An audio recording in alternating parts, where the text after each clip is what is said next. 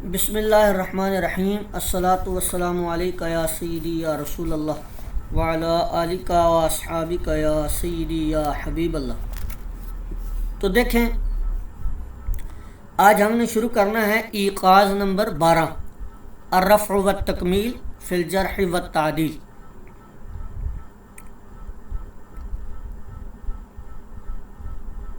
کہتے ہیں فی بیانی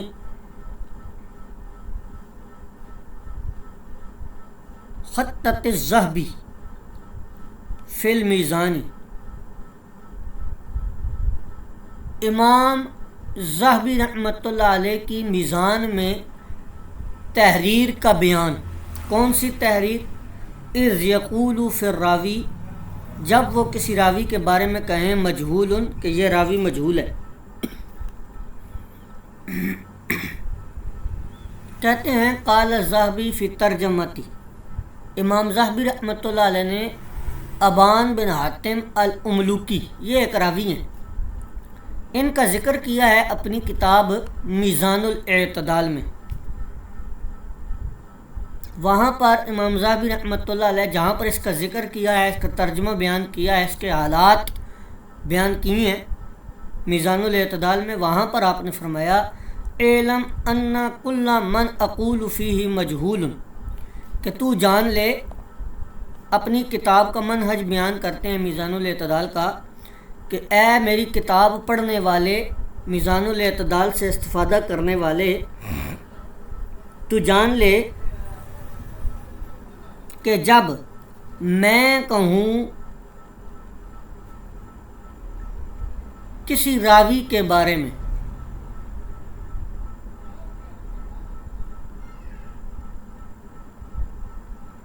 مجہول، کہ وہ مجہول ہے، ولا اسندہ الی قائلہ، اور اس کی سند قائل کی طرف نہ بیان کروں،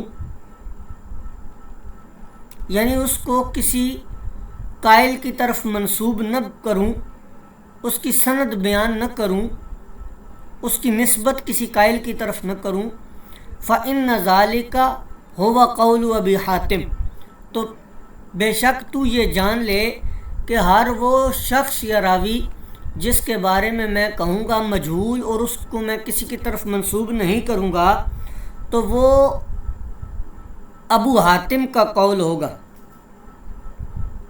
وَسَيَأْتِي مِنْ ذَلِكَ شَيْءٌ كَثِيرٌ فَاعْلَمْهُ،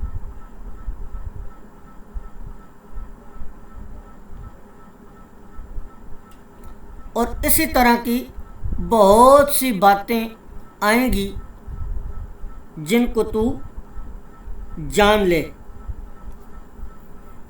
یا تجھے معلوم ہونی چاہیے۔ اب یہاں پر دیکھیں،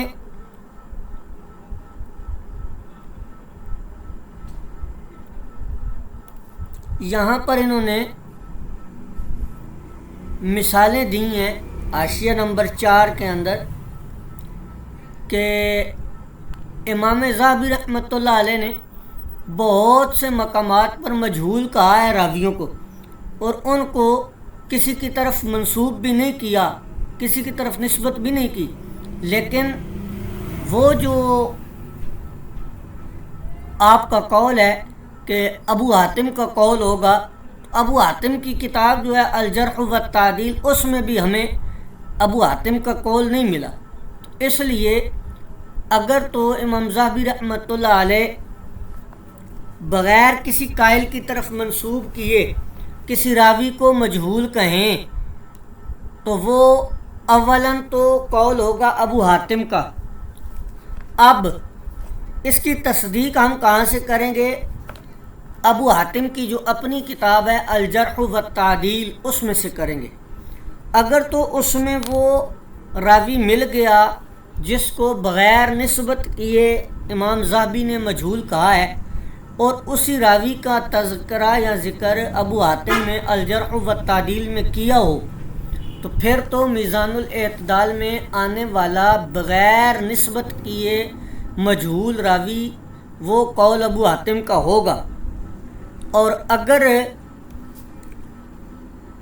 ابو حاتم کی الجرح و تعدیل میں اس راوی کا تذکرہ نہ ملے، اس کی جہالت کا ذکر نہ ملے، تو پھر وہ قول ابو حاتم کا نہیں ہوگا بلکہ امام ذہبی کا اپنا ہوگا۔ تو یہ تصدیق کرنی چاہیے۔ یہاں پر انہوں نے بہت ساری پھر آگے آپ کو مثالیں دی ہیں اس میں کہ میزان الاعتدال میں کہاں کہاں پر کون کون سے راویوں کا تذکرہ آیا ہے اور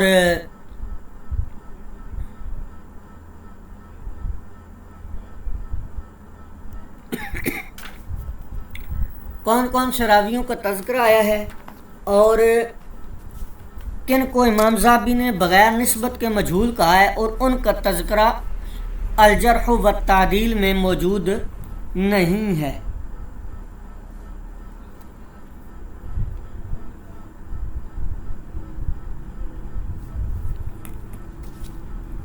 تو اس واسطے تحقیق کرنی ضروری ہے۔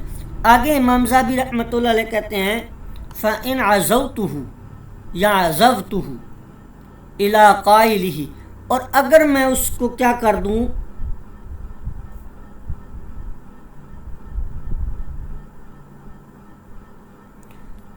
اس کے قائل کی طرف اشارہ کر دوں، یعنی راوی کو مجہول کہا اور کہنے والے کے قائل کی طرف اشارہ کر دوں، جیسے میں کہہ دوں ابن المدینی نے کہا یا ابن معین نے کہا، تو فذالک بین ظاہر، تو یہ جو ہے یہ تو بالکل ظاہر ہے۔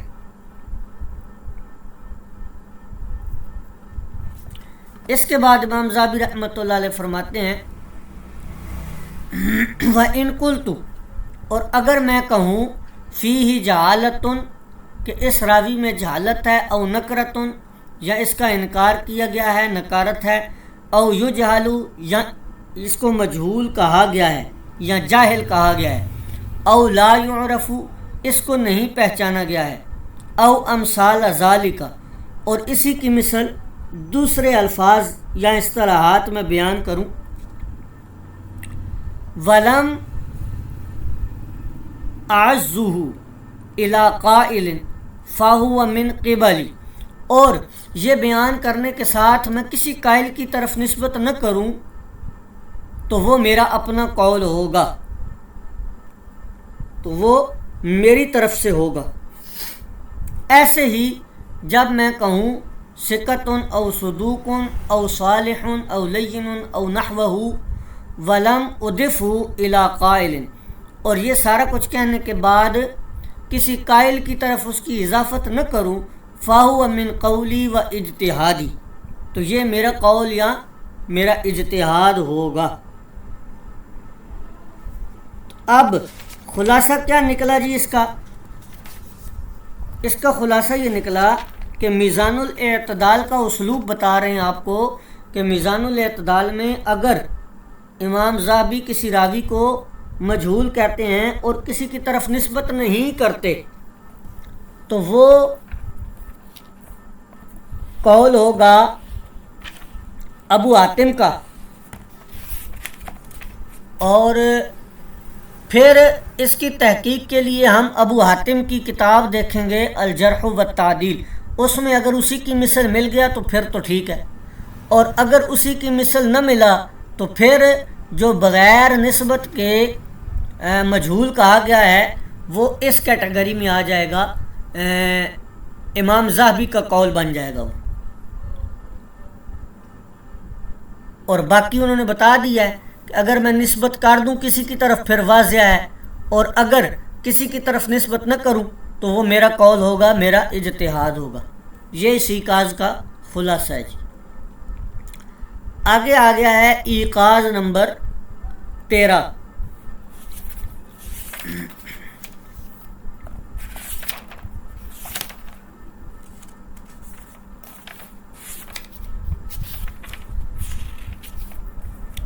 ایقاز نمبر 13 کے اندر یہ بیان کر رہے ہیں فرق۔ ایک راوی ہے اس کو مجہول کہتے ہیں ابو حاتم الرازی، اور دیگر محدثین بھی مجہول کہتے ہیں۔ تو یہ جو مجہول کی اصطلاح ہے یہ والی، یہ ابو حاتم کسی اور معنی میں لیتے ہیں، اور باقی جو دیگر محدثین ہیں وہ کسی اور معنی میں لیتے ہیں.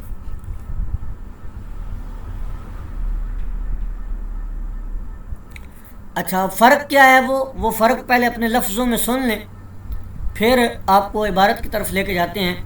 جب دیگر محدثین کہیں گے، ابو حاتم الرازی کے علاوہ جب دیگر محدثین کہیں گے مجہول ہے یہ راوی، تو ان کی مراد ہوتی ہے جہالت عین، یعنی یہ راوی مجہول العین ہے.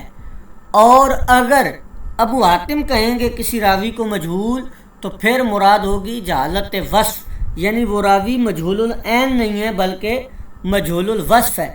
یہ بات حفظ کرنے کے قابل ہے. ائمہ کی اصطلاحات کا فرق جو ہے وہ بیان کیا گیا ہے. اس کو علم ہوگا اس بارے میں ہمیں، تو ہی ہم درست مقام پر پہنچ سکتے ہیں.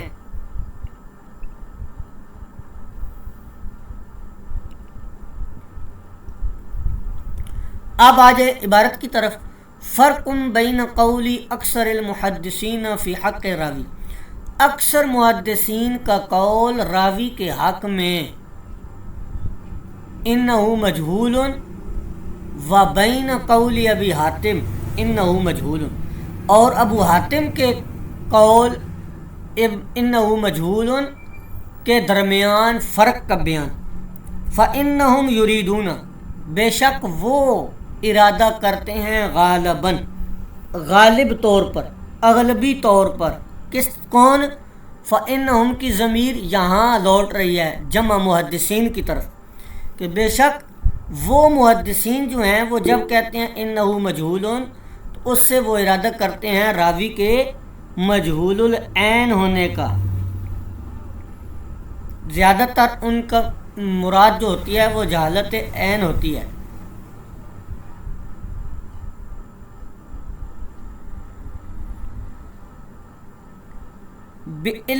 اللہ یا بِأَلَا یروا، اس کو بِأَن لا بھی پڑھ سکتے ہیں آپ، اس میں سے نون حذف ہے. بِأَن لا یروا عنہ الا واحد، کہ محدثین جو ہیں وہ جہالت عین مراد لیتے ہیں، اور یہ کہ وہ ایسا راوی ہوتا ہے جس سے صرف ایک ہی راوی نے روایت کی ہوتی ہے، اس سے روایت نہیں کیا ہوتا مگر ایک ہی راوی نے. وابو حاتم، اور جب ابو حاتم کہتے ہیں انہ مجہول، تو ان کا ارادہ یہ ہوتا ہے بیان کرنے کا جہالت الوصفی، وہ راوی کی جہالت کو، جہالت وصف، مجہول الوصف جو ہے اس کو بیان کرتے ہیں. کہتے ہیں ففہمہ، اس کو تو اچھی طرح ذہن نشین کر لے، سمجھ لے. واحفظہ، اور اس کو تو اچھی طرح یاد کر لے، تاکہ جب بھی کسی راوی کے بارے میں تو پائے میزان الاعتدال میں مجہول کا اطلاق، تو اس سے مجہول العین مراد ہوگا.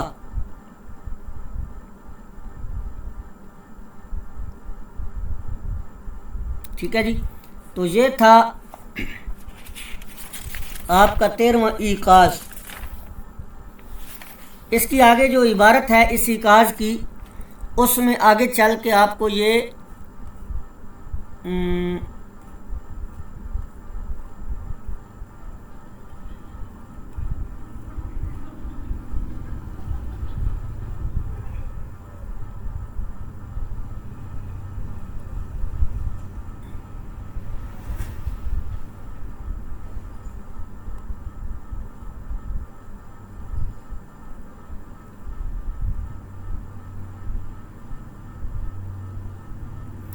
یہاں سے اسی ایقاظ نمبر 13 میں آگے یہ سارا حاشیہ چل رہا ہے نا، تو آگے چل کر یہ آپ کو جہالت وصف اور جہالت عین کا فرق بیان کر رہے ہیں. اس کا متن دیکھ لیں پہلے. یہاں سے یہ صفحہ نمبر 248 پہ، ثم ان جہالت العین ترتفع بروایت اثنین عنہ دون جہالت الوصف کہتے ہیں جہالت عین اور جہالت وصف میں فرق یہ ہے کہ جہالت عین اکثر کے نزدیک دور ہو جاتی ہے، کس سے؟ دو راویوں کے روایت کرنے سے، یعنی جس شخص پر مجہول العین کا الزام ہوگا یا جس پر جرح ہوگی مجہول العین کی، اس سے اگر دو محدث یا دو راوی روایت کر لیتے ہیں تو یہ جہالت عین جو ہے یہ مرتفع ہو جائے گی، اٹھ جائے گی۔ اچھا، اب جہالت وصف جو ہے وہ ایسے نہیں ہوتی، بلکہ مجہول الوصف باقی رہ جاتا ہے، جبکہ ھذا عند الاکثر، یہ اکثر ائمہ کے نزدیک ہے، جبکہ امام دارقطنی رحمۃ اللہ علیہ کے نزدیک اگر دو راوی روایت کر لیں تو اس سے جہالت وصف بھی جو ہے وہ مرتفع ہو جاتی ہے۔ تو یہ اب آپ نے کرنا کیا ہے، آپ کا کام کیا ہے؟ آپ کا کام اب یہ ہے کہ یہ کتاب کا جو ایقاظ نمبر 13 ہے، اس کا مکمل جو حاشیہ ہے 5-6 صفحوں پر ہے یہ حاشیہ، اس کے اندر انہوں نے آپ کو جہالت وصف اور جہالت عین کے متعلق راویوں پر ذکر کیا ہے، اور ایسے راوی جن کی نہ توثیق کی گئی ہے نہ جرح کی گئی ہے، ان کے بارے میں حاشیے میں انہوں نے آپ کو قاعدہ بیان کیا ہے۔ صفحہ نمبر دیکھیں آپ چل کر آگے،